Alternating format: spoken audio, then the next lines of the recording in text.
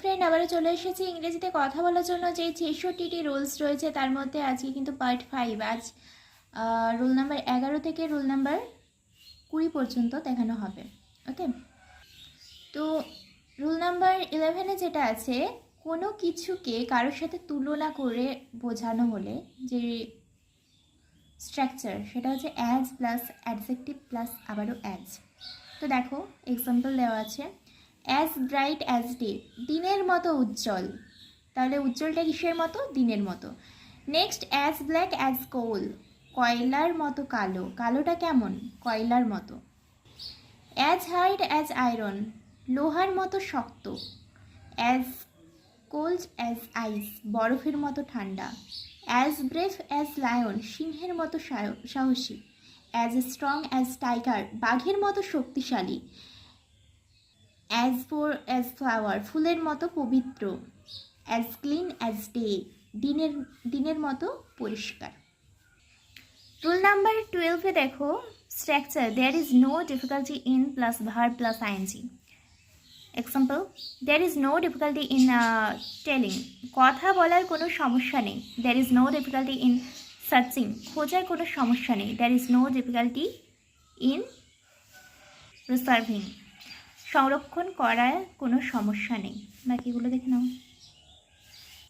Rule number 13-তে দেখো, কোনো কিছু যদি তুমি পছন্দ করো তাহলে সেক্ষেত্রে যে স্ট্রাকচার, কোনো কিছু ধরো পছন্দ করো ওটা বোঝাতে চাইছো, সেক্ষেত্রে স্ট্রাকচার যেটা হবে, I like the way plus subject plus verb. For example, I like the way you talk, আমি তোমার কথা বলার ভঙ্গি পছন্দ করি। I like the way you walk, আমি তোমার হাঁটার ধরন পছন্দ করি।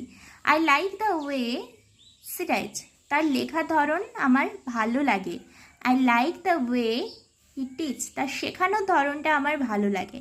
I don't like the way she rights, তার লেখার ধরনটা আমার ভালো লাগে না। আগেরটা দেখেছি ভালো লাগে, এবারে লাগে না। I don't like the way he teach, তার শেখানোর ধরনটা আমার ভালো লাগে না। রুল নাম্বার 14-এ দেখো, কোনো কিছু অনুরোধ করে তুমি যদি কারো থেকে চাইছো বা বলছো, সেক্ষেত্রে যে structure, would you mind plus verb plus ING এভাবেও হবে। তাছাড়া উল যে প্লিজ প্লাস ভার্ব এভাবেও হবে। তাহলে কি বললাম? Would you mind plus verb plus ING, অথবা would you please plus verb. For example, would you mind moving aside please, অথবা would you please move aside please. দুটোর মানেই কিন্তু আপনি কি একটু সরে বসবেন। তাছাড়া দেখো, উড ইউ মাইন্ড, তাছাড়া দেখো, would you mind lending me some money, would you please lend me some money, আমাকে কি কিছু টাকা ধার দেবেন। দুটোর মানেই same. Next, would you mind telling me your name, অথবা would you please tell me your name, আপনার নামটা বলবেন কি। দুটোর মানে কিন্তু সেম। রুল নাম্বার 15, দেয়ারের ব্যবহার। সেখানে, সেখানে ইংরেজি হচ্ছে দেয়ার, তো সেখানে যেখানেই থাকবে সেখানে তুমি দেয়ার ইউজ করবে। সেখানে একটি গাড়ি ছিল, দেয়ার ইজ এ কার। সেখানে 20টি গাড়ি আছে, দেয়ার ওয়ার, সরি, সেখানে 20টি গাড়ি ছিল। ছিল বলতে গেলে তখন কিন্তু দেয়ার ওয়ার 20 কার্স। আর যদি বলি সেখানে 20টি গাড়ি আছে, তাহলে দেয়ার আর 20 কার্স। নাও বাকিগুলো দেখে নাও।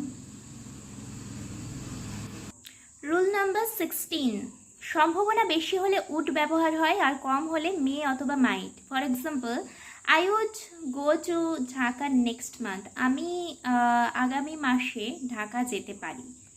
Next, I would do this work, আমি এই কাজটি করতে পারি। I would drink tea at night, আমি রাত্রে চা খেতে পারি। Today I would play football, আজ ফুটবল খেলতে পারি। রুল নাম্বার 17-এ কোনো কিছু কথা আছে বা কথা ছিল এই সমস্ত কিছু বোঝাতে কিন্তু যে structure, supposed to plus am is are was were, am is যেটা, ওটা হচ্ছে তোমার প্রেজেন্টে, ওয়াজ ওয়ার এটা পাস্টে, কথা আছে বা কথা ছিল বোঝাতে।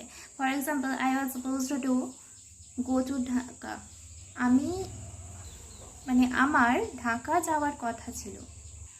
I am supposed to buy this pen, আমার কলমটি কেনার কথা আছে। He is supposed to come to market. He is supposed to come to market. তার বাজারে আসার কথা আছে. They are supposed to play football. তাদের ফুটবল খেলার কথা আছে. রুল নাম্বার 18, মন খারাপ করিও না, এটা বোঝাতে গেলে don't be upset. For example, don't be upset, you will overcome bad time on day. হতাশ হইও না, তুমি একদিন খারাপ সময় কাটিয়ে উঠবে।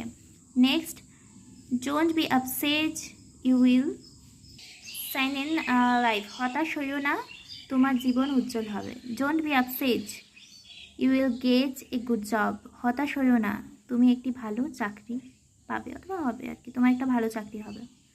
রুল নাম্বার 19-এ বলা হয়েছে এটা খারাপ বোঝাতে।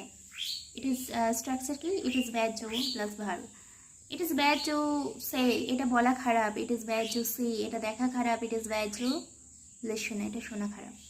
রুল নাম্বার 20-তে বলা হয়েছে কিছু আছে বোঝাতে।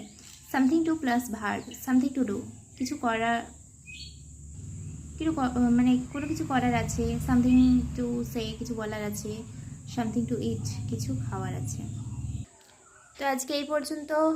পরবর্তী পার্টে আমরা রুল নাম্বার 20 থেকে 30 পর্যন্ত আলোচনা করব। Thank you for watching my video.